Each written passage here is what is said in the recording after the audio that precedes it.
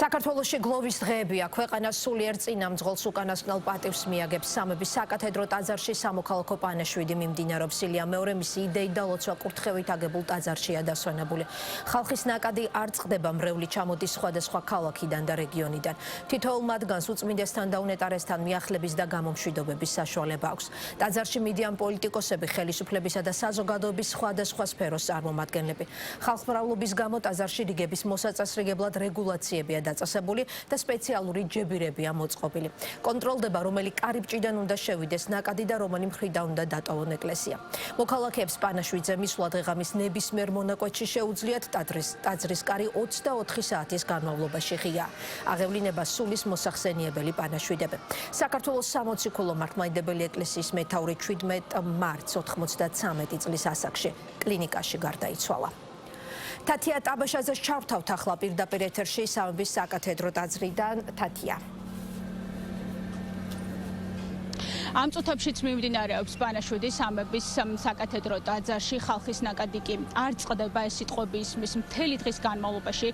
ჩვენს ეთერში ადგილზე მოდიან როგორც რიგითი მოქალაქეები, პატარა თუ დიდი, ასევე მოდიან სხვადასხვა სტატუსის და პროფესიის წარმომადგენლები. ადგილზე იმყოფებოდნენ ასევე მთავრობის წევრებიც, უშუალოდ პრემიერ-მინისტრი ირაკლი კობახიძე, პრეზიდენტი მიხეილ ყაველაშვილი, დედაქალაქის მერი კახა კალაძე, პარლამენტის თავმჯდომარე შალვა პაპუაშვილი და მინისტრთა კაბინეტის წევრებიც. ისინი დაესწრნენ პანაშვიდს, რის შემდეგაც დატოვეს უკომენტაროდ ტერიტორია. ჩვენთვის ცნობილი არის, რომ პარლამენტის დაკრძალვას ასევე დაესწრება მსოფლიო პატრიარქი ბართლომე პირველი. ეს პრაქტიკულად უკვე არის დადასტურებული ინფორმაცია, თუმცა არ არის ცნობილი ზუსტად რა ფორმით მიიღებს ღვთისმსახურებაში მონაწილეობას, მიიღებს წესის აგებაში თუ წირვაში. ეს ყველაფერი არის ჯერ დასაზუსტებელი, ისევე როგორც დაკრძალვის საათი, თუმცა სავარაუდო დრო სახელდება 3 საათი საშუალოდ. ცნობილი არის ასევე ჩვენთვის, რომ სიონის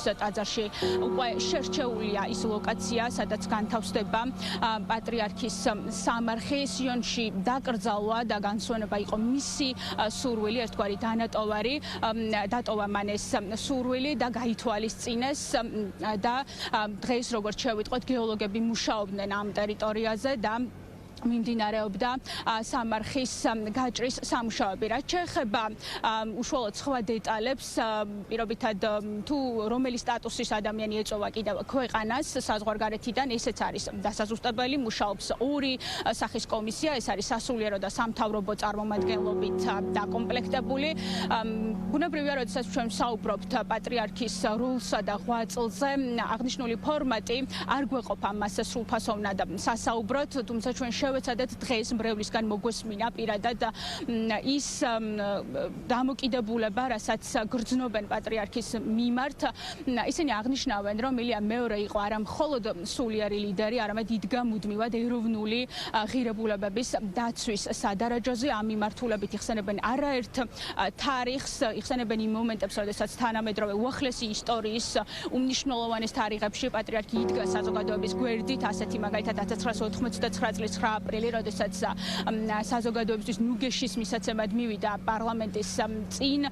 ბუნებრივია 1990 წლის თარიღი, როდესაც ავტოკეფალია აღდგა მისი დამსახურებით, რომელიც 2 საუკუნის განმავლობაში ჰქონდა საქართველოს ქართულ ეკლესიას ჩამორთმეული. პატრიარქს დასჭირდა ძალიან დიდი ძალისხმევა მსოფლიო პატრიარქის წინაშე იმისთვის, რომ მოეპოვებინა კვლავ და აღედგინა დამოუკიდებლობა ქართული ეკლესიისთვის და არაერთი მნიშვნელოვანი თარიღი, მათ შორის 2008 წლის ომი, რა დროსაც ომის ზონაში შევიდა თავად პატრიარქი. გვახსოვს ატირებული პატრიარქის სრემლები, როდესაც მან თავი ვერ შეიკავა. ეს იყო ის დრო, როდესაც შემდეგ უკვე ილია მეორის ჩართულობით გადმოასვენეს ცხედრები სწორედ საქართველოში და ასევე დაჭრილებიც გადმოიყვანეს. როდესაც მრევლი საუბრობდა უკვე წარსულ ფორმაში პატრიარქთან დაკავშირებით, მათ უჭირდათ საუბარი ცრემლების გარეშე, ამბობდნენ, რომ მათთვის სახელმძღვანელოდ დარჩება მისი თითოეული განცხადება წერილობითი თუ ზეპირსიტყვიერი და ეპისტოლეები და ისინი ახლა ერთმანეთს მოუწოდებენ, რომ საზოგადოებამ იხელმძღვანელოს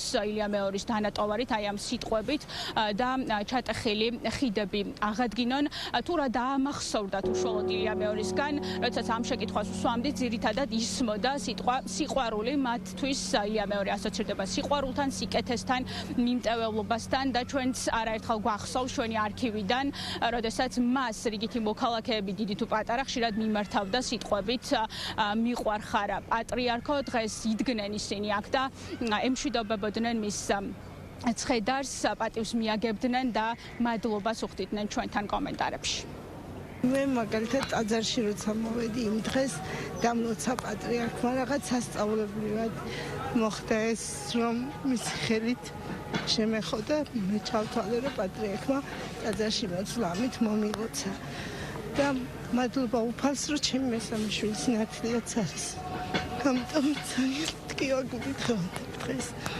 სასწაულებრივ დიდი ხვაწლი აქვს საქართველოსთვის, თითოეული მოქალაქისთვის და უბრალოდ საუკუნოს დროსაც ვფერენ. მადლობის მეტი არაფერი გვეთქმის და კიდევ დაგვრჩა ბედნიერება ის, რომ მასთან ერთად ვცხოვრობდით, მისი თანამედროვე ვართ.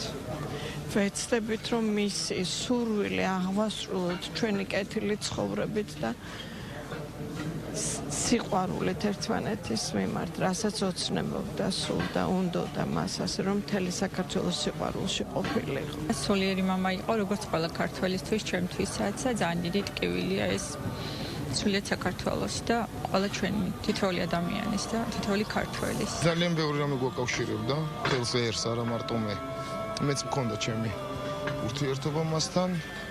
მქონია შეხვედრები, მისი რჩევები, მისი მოფერება, მისი ნუგეში მიგრძნია მისი მხრიდან და რაღაც რთული გზა იმ ნაწილში გაიარა, რომ ყველაფერი დანგრეული იყო, ურწმუნოთ იყო ერი დარჩენილი და ამ ადამიანმა შეძლო, რომ ქართველს ქართველი რქმეოდა და ეკლესია მონასტრები აშენებული იყო, ძალიან ბევრი რამე შეძლო მან და ეს არ არის მარტო სიტყვებით შესაფასებელი, ეს არის ემოციებით და ეს არის იმ დამოკიდებულებით, რომ ჩვენ მისი ხსოვნა არ უნდა დავივიწყოთ და რეალურად ის სახელი უნდა დავარქვათ ერმა და ისეთი პატივი უნდა მივაგოთ, როგორცაც ის იმსახურებდა და იმსახურებს. მეგონა რომ ეს დღე არასოდეს არ დადგებოდა და იყო როგორც სულიერი მამა, იყო ასევე ყოველას გაჭირვების დამხმარე და არ მეგულება ადამიანი, რომელიც რა ვიცი ეს გული არ შესტკიოდეს.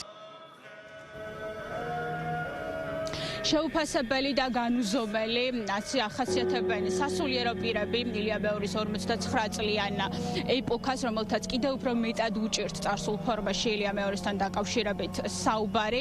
ისინი ხაზგასმით აღნიშნავენ იმ პერიოდს, როდესაც მიენიჭა პატრიარქს ილია მეორის პატრიარქის სტატუსი, ეს იყო 1977 წელი, როდესაც ქვეყანაში გამეფებული იყო პრაქტიკულად ათეიზმი, არ არსებობდა მრევლი, იყო ეკლესიების ძალიან მცირე რაოდენობა, დაახლოებით 50-მდე, რომელიც სრულფასოვნად არც კი ფუნქციონირებდა და დღეს ისინი ამბობენ, რომ არსებობს ქვეყანაში ათასობით ეკლესია, ხოლო ის რომ მრევლი გაიზარდა, ამას დღევანდელი კადრებიც ადასტურებს, როგორ შეძლო ეს პატრიარქმა, შეძლო სიყვარულით, ასეთია მათი პასუხი, ამბობენ, რომ ის აზროვნებდა სტრატეგიულად, ჰქონდა გრძელვადიანი გათვლები და მაგალითებად მოყავთ ის, რომ გახსნა სასულიერო აკადემიები, ასე ვთქვათ, იბეჭდებოდა საინფორმაციო გზავნილები რელიგიასთან, მართლმადიდებლობასთან დაკავშირებით, იყო მიმტევებელი და მოიპოვა მან უდიდესი სიყვარული საზოგადოების მხრიდან. ჩვენ დავუსვით შეკითხვა ასევე სასულიერო პირებს, თუ რას ფიქრობენ, რა იყო ილია მეორის განსაკუთრებული გადაწყვეტილება და ღვაწლი რაში გამოიხატა, ან რას გამოარჩევდნენ კონკრეტულად ისინი და ერთ-ერთმა მათგანმა გითხრა, რომ სიკვდილით დასჯა სწორედ ილია მეორის ჩართულობით აიკრძალა საქართველოში. აგრეთვე გამოყოფდნენ 1990 წლის იმ მნიშვნელოვან პერიოდს, როდესაც ქართულ ეკლესიას კვლავ დაუბრუნდა ავტოკეფალია, რომელიც 2 საუკუნის განმავლობაში ჰქონდა გაუქმებული, რეალურად კი ის ქვეყანა მე-5 საუკუნეში მოიპოვა და კიდევ ერთ მნიშვნელოვან გადაწყვეტილებად მიიჩნევენ საყოველთაო ნათლობას, რაც მათივე თქმით იყო დემოგრაფიული პრობლემის აღმოფხვრაზე ორიენტირებული. დღეს სასულიერო პირებსაც ძალიან უჭირდათ ჩვენთან საუბარი. მათ ისაუბრეს ილია მეორის ღვაწლთან დაკავშირებით, როგორც უკვე გითხარით. 24 საათი ტაძარი ღია იქნება, ყველა მრევლს შეუძლია რომ მობრძანდეს და პატივი მიაგოს მის უწმინდესობას და ეს კიდე მაჩვენებელია იმისა, რამხელა დიდი სიყვარული აქვს პატრიარქს დათესილი სრულიად საქართველოსში და ასევე მსოფლიოში. აი მაჩვენებელია აი ეს ნათლად, რაც დღეს ნაკადი რომელიც არ წყდება. ეს არა მარტო დღეს, ეს გუშინაც და მთელი ღამეც ასე იყო. აქ სასულიერო პირები ვართ მონაცვლეობით, ანუ ვიცვლებით ერთმანეთს, ვცვლით რომ პანაშვიდები იქნეს არ შეწყდეს პანაშვიდები და აი ამისათვის როგორც რო ხალხი რომ მობრძანდება, თან მოისვინონ პანაშვიდები, თან გამოემშვიდობენ ჩვენ დიდ სულიერ მამას, რომელმაც აი ამხელა დიდი სიყვარული, ამხელა დიდი ნუგეში დაგვიტოვა და ყველა ვწუხართ იმისათვის, რომ სამწუხაროდ კვირას საბოლოოდ რომ გამოვემშვიდობებით და რომელიც ძალიან დიდი ტკივილი იქნება მიწიერი, თორე ზეციდან ის ლოცვა ჩვენ არ მოგვაკლებს და ყოველთვის იქნება ჩვენთან, უკუნითი უკუნისამდე ამი. ჩვენმა დიდმა და ბრძენმა პატრიარქმა შექმნა ახალი დიდებული ეპოქა. ჩვენ ყველანი ამ ეპოქის შვილები ვართ. ჩვენ სამშობლომ დავკარგეთ მამა მოძღვარი. სწორედ თქვენ ხედავთ ადამიანთა დიდ რაოდენობას, რომლებიც სხვადასხვა რეგიონებიდან მოდიან. ჩვენ ბორჯომისა და ბაკურიანის ეპარქიის წარმომადგენლები ვართ და ყველანი მოვდივართ სამადლობელი ძღვენის შესაწირად. აქ მოსული თითოეული ადამიანის გული, თითოეული ადამიანის ნაბიჯი ნიშნავს სამადლობელ ძღვენს ჩვენ ტკბილ პატრიარქზე, რომელმაც მოგცა უდიდესი სიყვარული, რომელმაც თავის მამობრივი ზრუნვით ერში შექმნა და ჩამოაყალიბა ადამიანებში უდიდესი ერთობა და სიყვარული.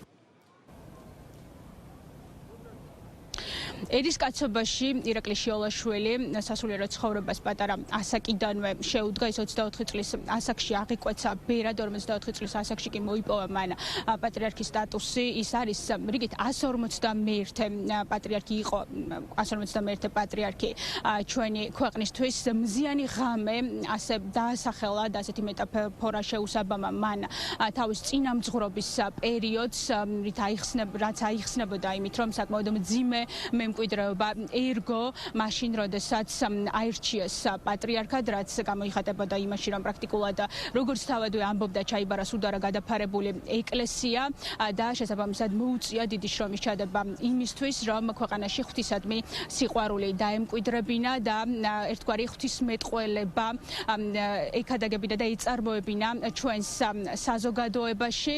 მისდამი ჩვენ არაერთხელ გვსმენია სიტყვები მიყვარხარ პატრიარქო, რაც დღეს უკვე ასეა ფორმულირებული, მიყვარხარ პატრიარქო, მადლობა პატრიარქო. თათია ტაბეშაძე საუბრობდა სამების საკათედრო ტაძრიდან პირდაპირ ეთერში. მადლობა თათიას.